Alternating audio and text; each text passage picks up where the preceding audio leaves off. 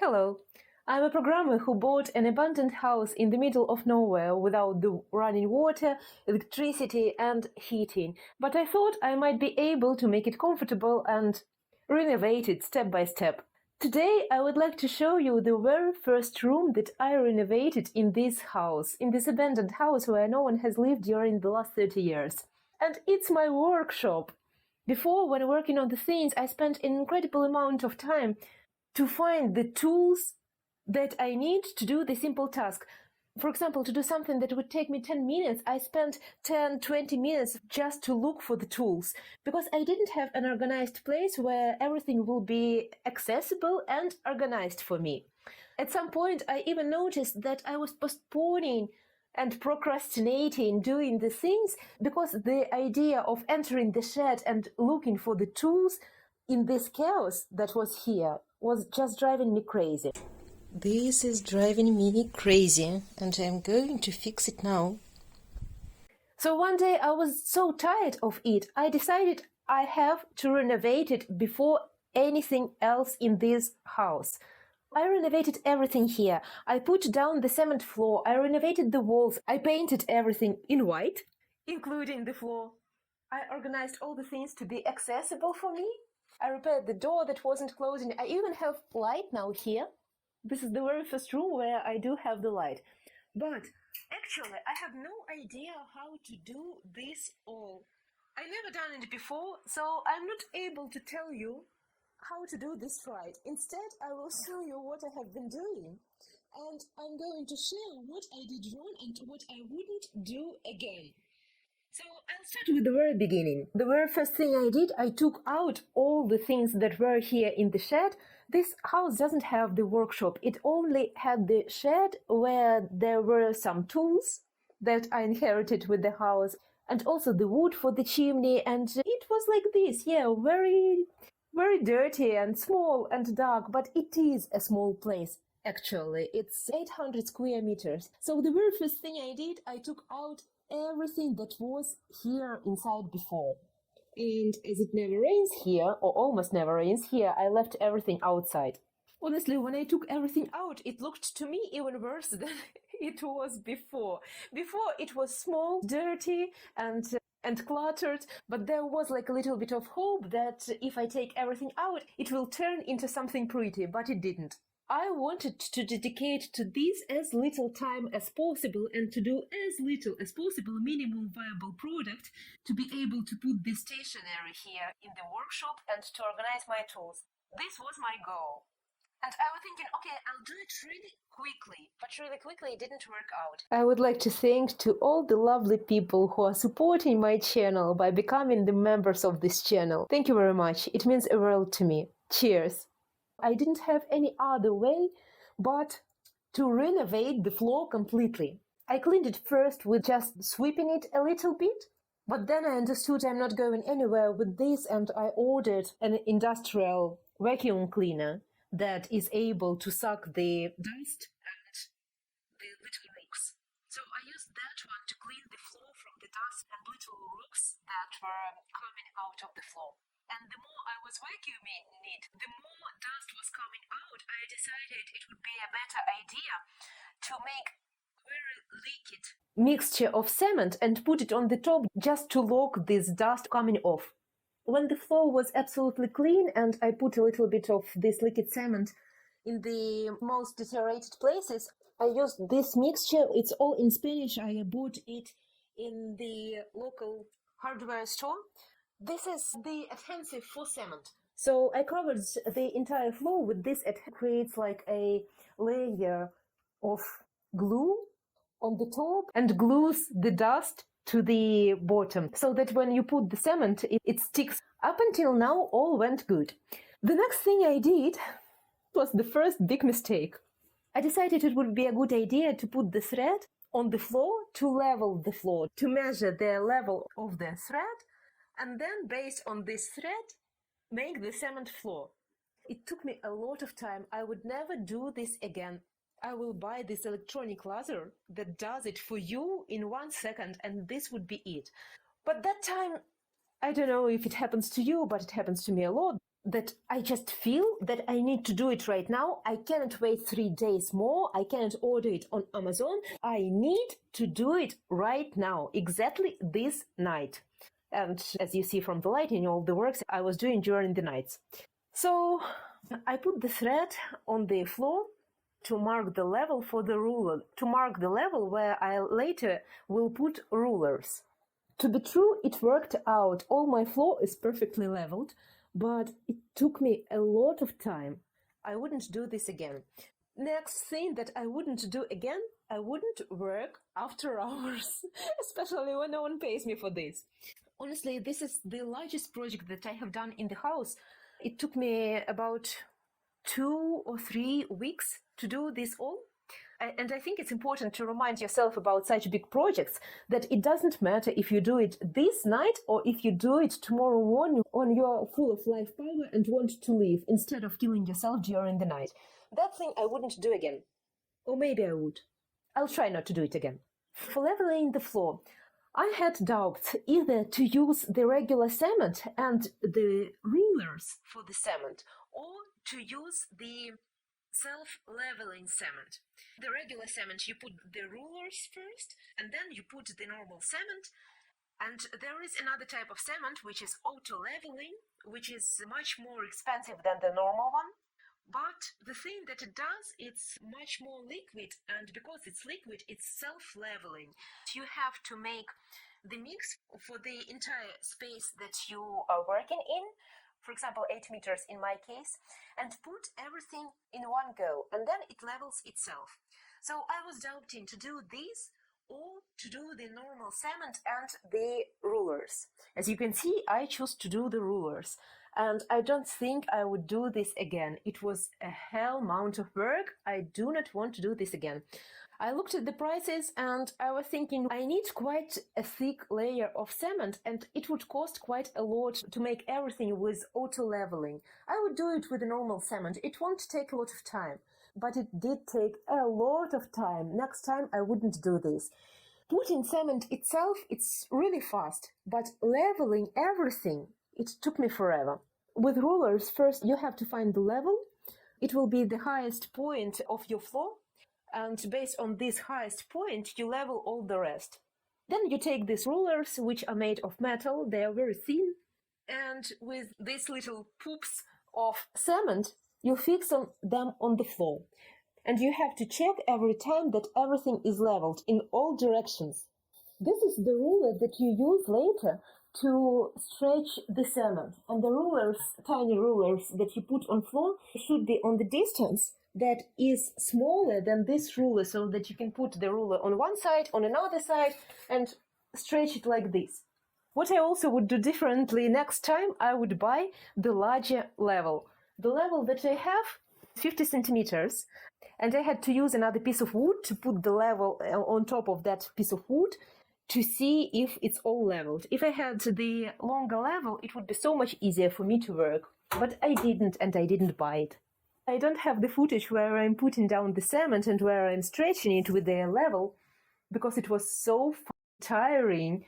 I couldn't think about making an effort and making a footage. It is really tiring work, especially if you have any issues with your knees or with your back. I guess another time I would seriously consider the auto-leveling floor instead of doing all this work. So after you put the cement and it dries a little bit, you take the same ruler, this one, it's called H-shaped, it's a little bit dirty, and you go again like this, taking away all the leftovers of the sand and cement on the top. And this is the result. Then I decided it would be a good idea to put a layer of tile adhesive on the floor so that it closes all the pores, all the little imperfections of cement. I think it was a good idea. So I did that. And then, as it's a workshop and I was going to paint it white, not only the walls, I was going to leave white the floor as well. I was thinking it's a good idea also to put the layer of adhesive for paint now. I think I used the Spanish brand Sika that is specifically for this, for flooring. So I put another layer of that to protect the floor more. One thing about the rulers that go inside of the cement. I saw quite a few videos about how to make the cement floor, and there is a discussion between should you take away those rulers later or no. There are quite a lot of people who say that when you make the cement floor, you have to take these metal rulers out of the cement floor on second day and repair the cracks that are left. You have to break the cement around the rulers, take the rulers out on the second day when the cement is dry enough to work on it, but it's not hard yet. Because if you don't do this, these rulers will produce cracks later and they will damage the cement. Not to the point that all the will be damaged, but there will be cracks. So there is a group of professionals that always take these rulers out to avoid the situation, especially when they do not have any other layer going on top of the cement floor. For example, if they don't have the wooden floor going on top of it, or if there are no tiles going on top of it, if it's left like mine open, there is a group of professionals that say that you should always do it, otherwise it will damage your floor. And there is another group of professionals that are saying, I've been doing the opposite for ages. I've been leaving these rulers in the cement for ages, and I never had any problems. Guess what? I decided that I will take a risk and I will leave rulers inside the cement, and I was hoping that nothing will happen. But it did happen. I'll show you. This is my floor now, like 3 months. 3 months after I made the floor. It's all good, but in the places where the rulers are, I have these cracks.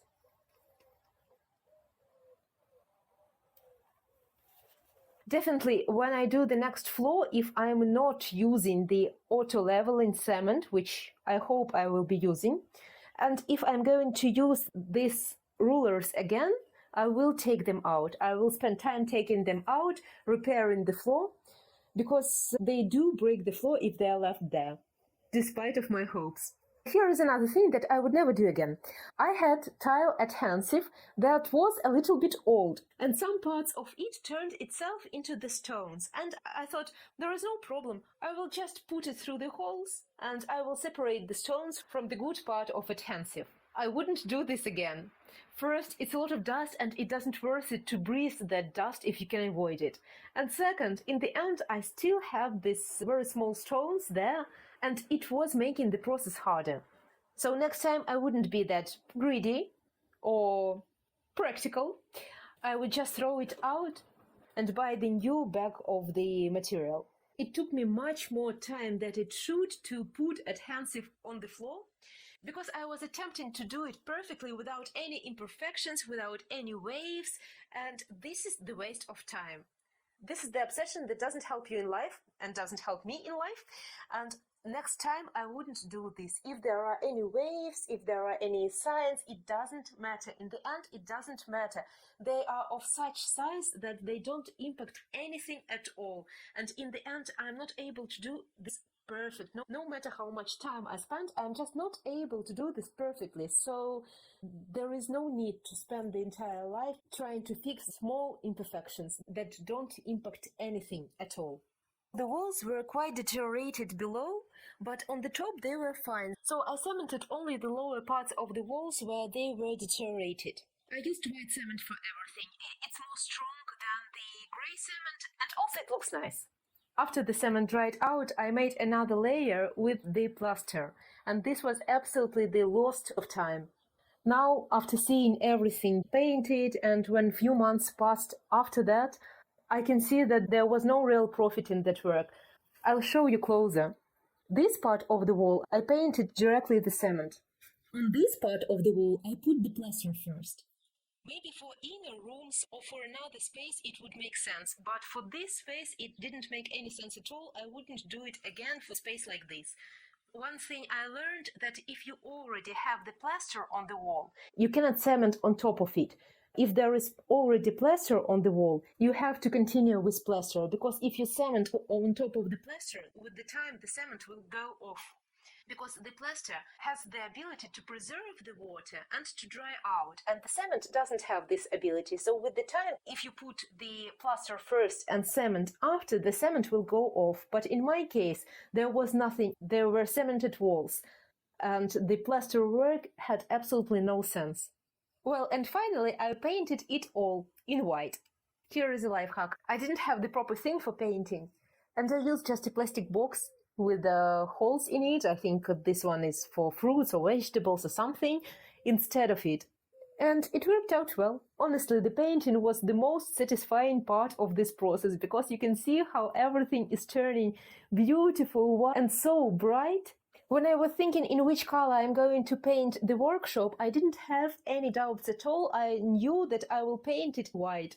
Because this space actually is so small, it's only possible to make it bright and lively with bright color and with a good organization of things.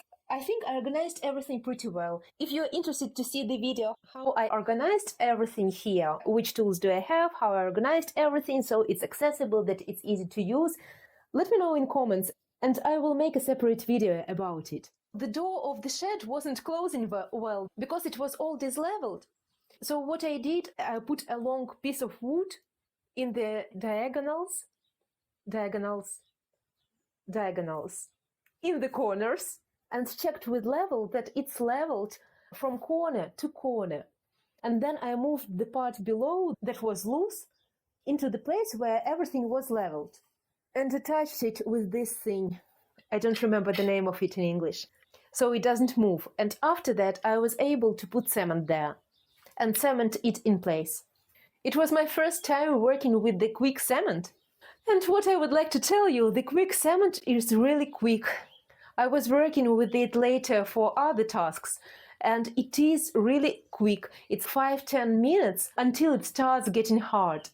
So my conclusion from this experience was that it's better to make little portions more frequently and to work with little portions of this quick cement. By little portions, I mean this much. The amount of cement that you are able to work in during 10 minutes. Honestly, I wasn't planning to paint the doors black. I just hated this awful green color that they were painted in before. And as always, I decided that I need to do it today, right now, immediately. Otherwise, my life will be over. And the only paint color that I had was black. So I painted both doors to the shed or to the workshop and the door to the water storage. I'll tell you how I live without water another time. So I painted them both black. And I really like how it turned out afterwards. Someone didn't need their wardrobe anymore, and I made it from the second-hand wardrobe. I decided it would be convenient to have everything accessible without the doors. So I don't have any doors here, and I have place for all my tools now. And this hanger behind me, this is made from the thing that I found on the second floor of the house. It's an old foldable bed that I took apart and used this frame to hang my tools. The hardest part was to take it apart. And then I painted it with leftovers of the golden paint that I had, and I think it looks pretty cool. And it's very convenient, actually. But the entire design of this workshop was built around this picture that my friend, who is an artist, painted for me. As I have a lot of geckos in the house and here in the workshop, and it was supposed to be placed in the workshop. So when planning the workshop, I was thinking, what is the optimal way to put this picture? And I decided that this place would be the best one. When you enter, I'll show you. When you enter the workshop, this is the first thing that you see. Isn't it beautiful? I'm very happy how it turned out. I'm happy with the color. I'm happy that I have this white, bright workshop where I can see all the tools like on the display. Also, the fact that the floor is white as well adds to this brightness. And yes, of course, it gets dirty, but I can vacuum it, and this is it like any other floor. Of course, it won't stay white forever, but while it stays white, It looks beautiful. One day I will tell you how I live here without running water, and it's actually not that rare. Not a lot of, but there are people who are living in the same way. But this is another story for another time. And as I don't have running water, I don't have a normal toilet here. I made a compostable toilet that doesn't require water. It's the simplest compostable toilet ever. It looks nice, it doesn't smell, it doesn't require water. If you would like to see how I built it, check out this video that I made before. It should be on the screen right now. And for now, cheers! Bye!